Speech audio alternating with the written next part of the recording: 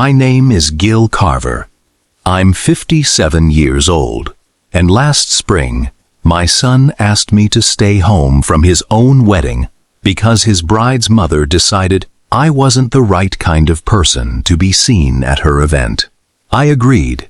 I stayed home, and I had no idea the man who let her make that decision had spent 2 years desperately trying to find me.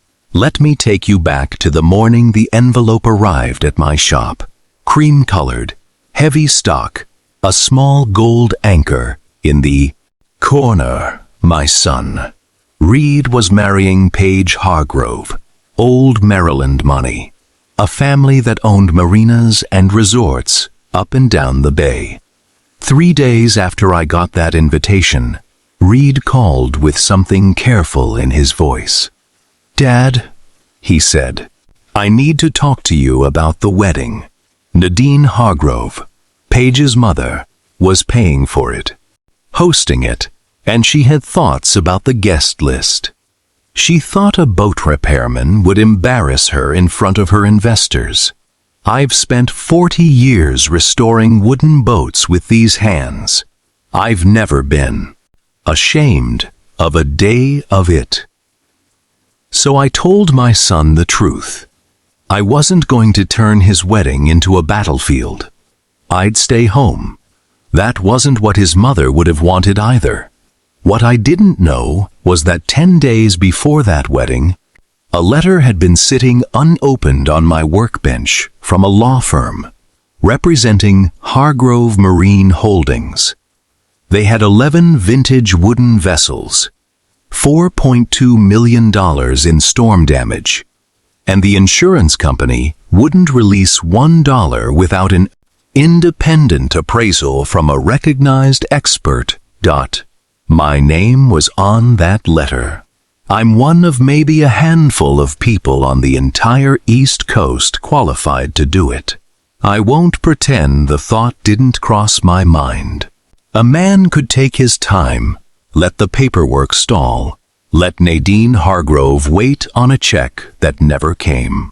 I didn't do it because my signature has meant one thing for 35 years, the truth of what I find, not what makes my life easier. I still went to the wedding, not the ceremony. Board member turned around and said my name like he'd been chasing it for years. Turns out, the boat the Hargroves used in every resort brochure for a decade was one I'd restored. They'd been selling my work without knowing it was mine. Nadine stood in the middle of her perfect wedding and understood in real time exactly what her certainty had cost her. The appraisal took 2 weeks. 9 of 11 boats checked out clean. But one, a 1951 runabout, had modifications the family never disclosed. If I'd signed off at their number, they'd have collected money on damage that wasn't real, and it would have caught up with them eventually. It always does. I gave them the honest number, $3.1 million instead of $4.2. Clive didn't argue. He just said, "You could have just approved it." And I told him, no, I couldn't have. 2 months later, Reed sat his future mother-in-law down at dinner and told her plainly, "My father will be at every holiday, every family event. That's not a negotiation. I missed the ceremony. I'll carry that the rest of my life. But I was there the night that mattered, when my son stood in front of everyone who doubted me and said out loud exactly who his father was. People ask if I feel like I won something. I don't see it that way. I didn't fight Nadine Hargrove. I just kept doing the only thing I've ever known how to do, showing up honest, even for people who never showed up for me.